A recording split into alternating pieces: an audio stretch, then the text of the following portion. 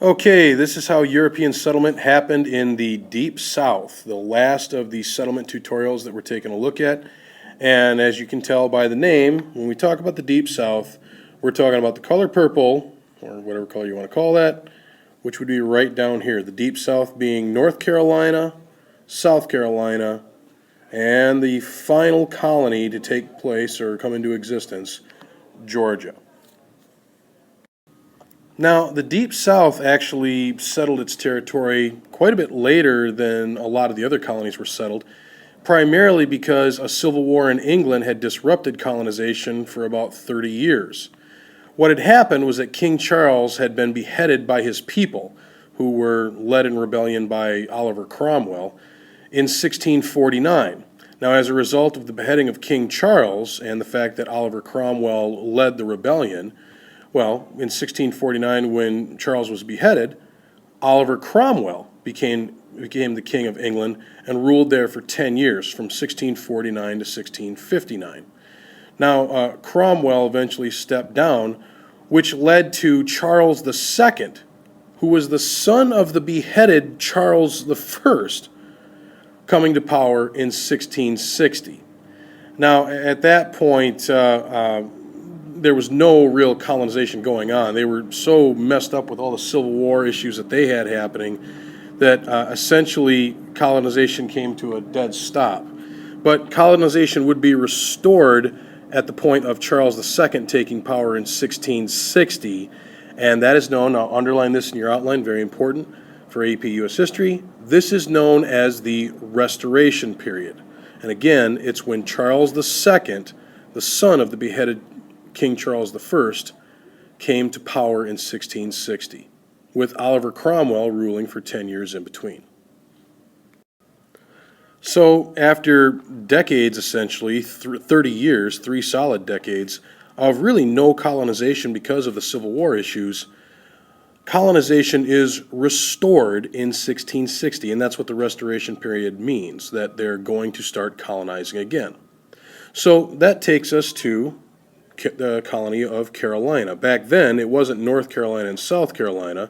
It was just simply one big colony called Carolina, founded in 1670 by 8 friends of the King of England at Charlestown.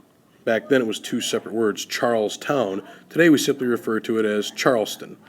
There, they grew rice. They had big slave trade with had a big slave trade with the West Indies, the Caribbean, in other words, and they enslaved and tortured Indians. Charlestown, once again now known as Charleston, would eventually become the busiest seaport in the South. Okay, now if you take a look here, this is what the Carolina colony looked like before it eventually split into North and South Carolina. And the reason for the split was, frankly, pretty easy to understand. It eventually, well, I guess I'll put it to you this way. In this region of the Carolina colony, in the south part, were a series of aristocrats, people who had wealthy homes, a lot of land, a minority land-owning and ruling class. Up here in Virginia, you had the same. But you also had groups of people in both regions who really didn't belong in that class. They were not considered upper class. They were not considered educated. They were not considered aristocratic. So, things would eventually change, and you'd see Carolina eventually divided up into North and South. But before we get to that point, let's take a look at this. Here's what you eventually have. You have the aristocrats from Virginia, and you have outcasts living there who didn't belong in that class. And frankly, the outcasts were getting kind of sick of the aristocrats of Virginia. So this lower class of people was moving down here and getting away from the Virginia colony. They settled in the northern parts of Carolina and wanted to just live lives free the way they wanted to live them.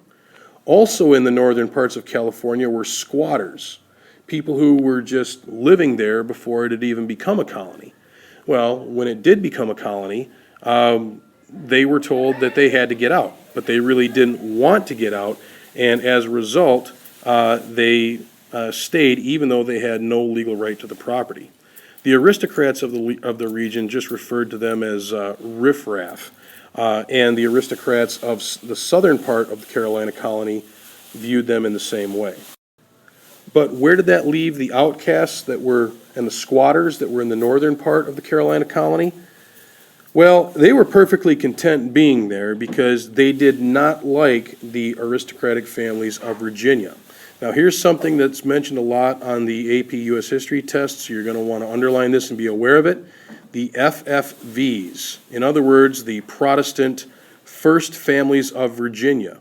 Now, among these first families of Virginia were the Fitzhughs, the Lees, and another family you might have heard of, the Washingtons. George Washington was a descendant of the first families of Virginia. They were an elite land aristocracy that controlled most of Virginia's land and government. Now, the outcasts who had left Virginia and moved into the northern part of Carolina had a reputation for lacking religion, so they didn't really like the FFVs and their Protestant ways. They also had a reputation for being hospitable to pirates and a reputation for resisting authority. They were kind of a rowdy bunch.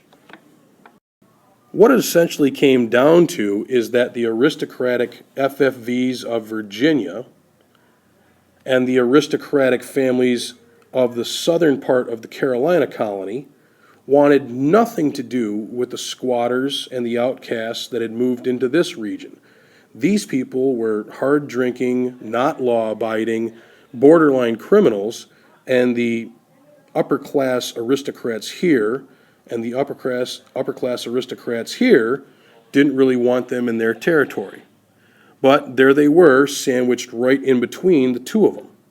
So since they wanted nothing to do with them, and they wanted nothing to do with them, they decided to divide the Carolina colony into two. And in 1712, officially, the Carolina colony was divided into North Carolina and South Carolina.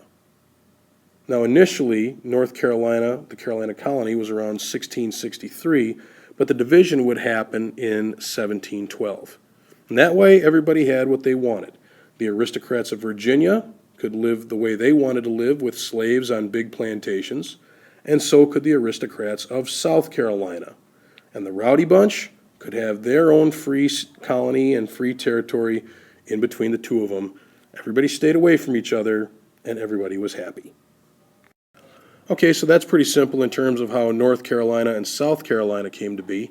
The formation of the Georgia colony is also fairly simple.